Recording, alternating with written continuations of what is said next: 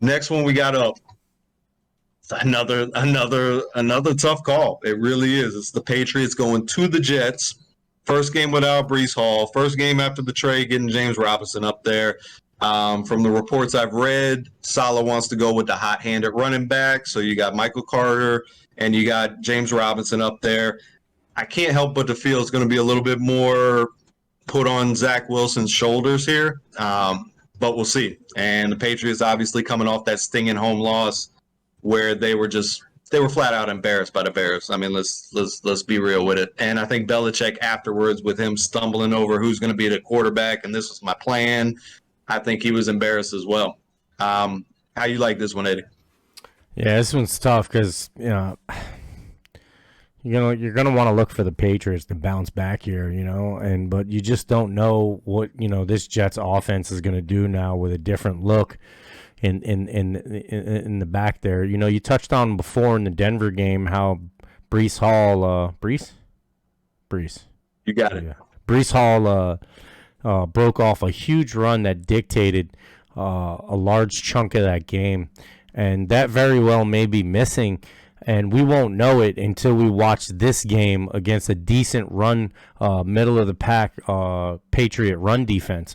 They're no slouch.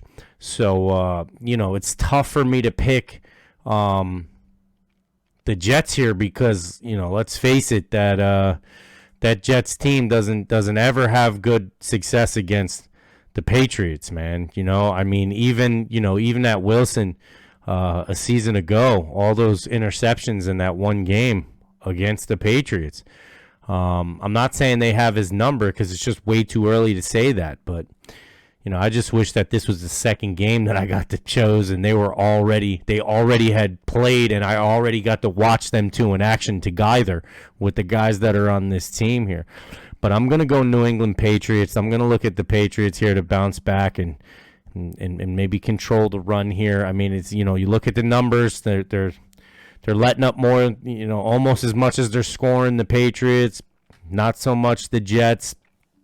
They're allowing 136 yards rushing, 225 yards passing. That's basically what the Jets are doing. I mean, it's looking like it's going to turn out to be a good game. I don't see this being a blowout. I'm sure Belichick will cook something up here. I'm going with the coaching staff. Not necessarily talent on the roster here, because we've seen before coaching does matter as well. I'm going to go Patriots here. I want to go Jets bad, though. How about you, Nikki? You've been on the Jets all year. You've been on the Jets all year. You staying on that flight? Yeah. Brees Hall's a big loss for me. So when I Absolutely. look at Mac Jones, he doesn't have that it factor. I look at Zac Wilson, and he could have that it factor. I don't think he has it right now, but I think he's capable of doing so. Mac Jones, just not for me. I just don't think he has that it factor. So I think that goes a little with the controversy that maybe Belichick's got going on with him. Regardless of that, I also think that this is the year that Jets fans are going to be happy about beating the Patriots.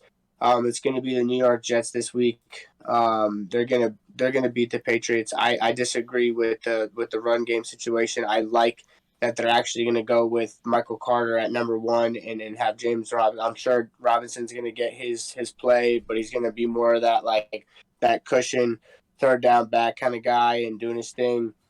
And I think he's going to fit in nicely too. But Michael Carter showed promise last year, and I think he's going to do just fine in this game. I think he's going to find his openings, and he's going to be explosive in this game, regardless of the Patriots defense. That being said, Elijah Moore, I think he's realized that, hold on, let me go out there and let me prove something. He's got a lot to say, and he doesn't want to be, maybe he wants to trade this, that, and the third, but you haven't put enough on the field as a player for me to be able to have that kind of attitude that you don't want to be on the field. So I see him getting a little more involved this week. He said he's going to play. He was out last week, not due to an injury, just due to him, I don't know, sitting at home pouting. I don't know what his problem was. So I look to see him get more involved. Garrett Wilson still playing at a high level. Zac Wilson playing a lot better. Michael Carter. all that. Their defense is playing great. I would like to see them pull on Roquan Smith before this game gets into gets ready to set off. But that would be huge for the Jets. I heard they were looking at him, Roquan Smith. That'd be dope. That would be big. So Jets. That would be huge. That's the first I heard of that. That would be awesome.